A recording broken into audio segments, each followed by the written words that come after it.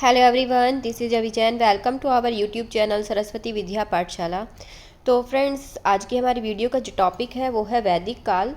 तो बात करते हैं हम वैदिक काल की। इससे पहले हम बिल्कुल स्टार्टिंग से ही चल रहे हैं। तो आज का हमारा टॉपिक रहेगा वैदिक काल, और प्रीवियस वीडियोस आप देख सकते हैं।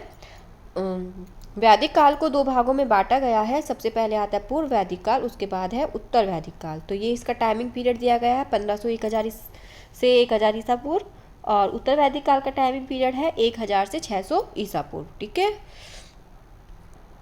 पूर्व वैदिक काल, बात करते हैं पूर्व वैदिक काल की। तो वैदिक युग के निर्माता जो थे वो आर्य थे, और जो मध्य एशिया से चरवाहे के रूप में आए थे। मध्य एशिया से आए थे ये चरवाहे के रूप में।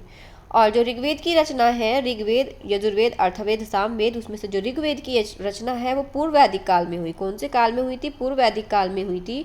बात करते हैं अब उत्तर वैदिक काल की।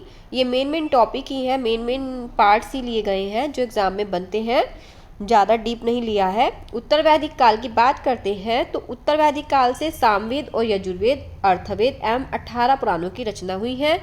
और ऋग्वेद की पूर्व वैदिक काल है, और बाकी के सब उत्तर वैदिक काल में, और 18 पुराण है। ठीक है। रामायण, महाभारत जैसे ग्रंथों की रचना इसी युग की अंतिम अवस्था की देन है, रामायण और महाभारत भी। ठीक है। और लोहे का प्रयोग उत्तर वैदिक काल से आरंभ होता है। कौन से काल से आरंभ होता है लोहे का प्रयोग? उत्तर वैदिक काल से। बात करते हैं आप वेदों की। वेद महर्षि कृष्ण द्वैपायन ने संकलन किया। संकलनकर्ता कौन है वेदों के? महर्षि कृष्ण द्वैपायन ने संकलन किया। बाद में इन्हीं को नाम दिया गया वेद व्यास। ठीक है। वेदों की संख्या जो है 4 है, ऋग्वेद, यजुर्वेद, अर्थवेद और सामवेद। तो बात करते हैं हम ऋग्वेद की। तो 1500 ईसा पूर्व के इतिहास का वर्णन हमें ऋग्वेद में गद्य रूप में मिलता है। कौन से रूप में मिलता है? गद्य रूप में मिलता है ऋग्वेद में। ठीक है। 1500 ईसा पूर्व के इतिहास का वर्णन, किसका वर्णन? इतिहास का वर्णन 1500 ईसा पूर्व, जो 1500 ईसा पूर्व के पहले का है, मतलब ईसा पूर्व का है वो इतिहास, उसका वर्णन हमें ऋग्वेद में मिलता है। और वो किस रूप में मिलता है? गद्य रूप में मिलता है। कला शब्द का सबसे पहले प्रयोग भी ऋग्वेद में मिलता है। एग्जाम में क्वेश्चन बनता है। प्रसिद्ध गायत्री मंत्र कहाँ से मिलता है? प्रसिद्ध गायत्री मंत्र भी ऋग्वेद में मिलता है। ये क्वेश्चन भी एग्जाम में बार बार रिपीट होता है।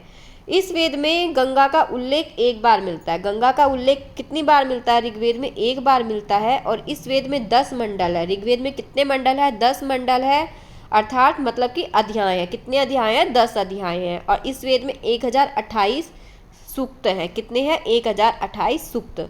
और गायत्री मंत्र ऋग्वेद के तीसरे मंडल में है, मतलब कि तीसरे अध्याय में है गायत्री मंत्र। बात करते हैं अब सामवेद की। सामवेद को भारतीय संगीत का जनक कहा जाता है। किसका जनक कहा जाता है?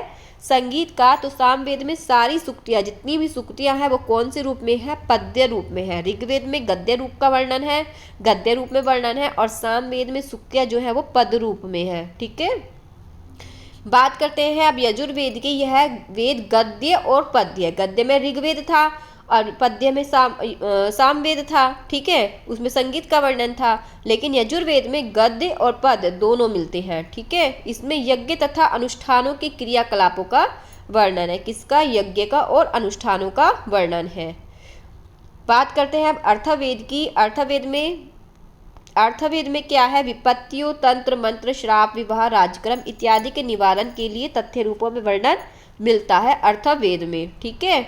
और महत्वपूर्ण तथ्यों की बात करते हैं, जो मेन टॉपिक है वैदिक काल में। तो वैदिक युग में इंद्र देवता का उल्लेख सबसे ज़्यादा बार आया है, और वे इंद्र को वर्षा का देवता मानते थे। वैदिक काल के लोग इंद्र को वर्षा का देवता मानते थे। और इंद्र के बाद इन्होंने अग्नि देवता का उल्लेख विशिष्ट रूप से किया है। किसका? अग्नि देवता का। ठीक। आर्यों का प्रिय पशु कौन सा था? आर्यों का प्रिय पशु घोड़ा था। और वेदों में जो वर्ण है वो 4 वर्ण बताए हैं, ब्राह्मण, क्षत्रिय, वैश्य और क्षूद्र। ये एग्जाम में क्वेश्चन बनते हैं, कितने वेद हैं, कितने वर्ण हैं, ये सब बनते हैं क्वेश्चन। और आश्रम कितने बताए हैं? 4 आश्रम बताए हैं, ब्रह्मचर्य, गृहस्थ, वानप्रस्थ और संन्यास। ये 4 आश्रम बताए हैं। तो मनुष्य के लिए वेदों में 4 पुरुषार्थों का नाम लिया गया है। पुरुषार्थ भी 4 हैं, धर्म, अर्थ, काम और मोक्ष। ये 4 पुरुषार्थ है। तो ये एग्जाम में क्वेश्चन बनते हैं, कितने वेद है, कितने वर्ण हैं, कितने पुरुषार्थ हैं। ठीक है। और पुराणों की संख्या कितनी है, ये रिपीटेड क्वेश्चंस है जो एग्जाम में बार बार बनते हैं। उपनिषदों की संख्या की बात करते हैं तो उपनिषदों की जो संख्या है वो 108 है। ये भी एग्जाम में क्वेश्चन रिपीटेड रहता है। वेदांगों की संख्या 6 है। ठीक है, 6 कौन कौन से वेदों के अंग है? वेदांग मतलब वेदों के अंग शिक्षा, कल्प, व्याकरण, ज्योतिष, छंद और निरुक्त। तो ये 6 वेदांग हैं, ये एग्जाम में पूछे जाते हैं।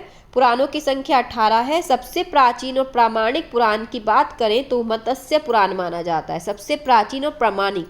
ठीक है, विष्णु पुराण मौर्य वंश का है और मत्स्य पुराण आंध्र सातवाहन वंश का है। और वायु पुराण की बात करें तो वो गुप्त वंश का है। विष्णु पुराण मौर्य वंश, मत्स्य पुराण आंध्र सातवाहन वंश और वायु पुराण गुप्त वंश। ठीक है, तो ये था आज का हमारा छोटा सा वीडियो जिसमें हमने मेन बातें बताई हैं वैदिक काल की, और एग्जाम में यही क्वेश्चंस पूछे जाते हैं वैदिक काल से। तो वीडियो अगर आपको अच्छा लगा है, वीडियो को लाइक कीजिए, शेयर कीजिए, चैनल को सब्सक्राइब करना बिल्कुल भी मत भूलिए। Thank you very much.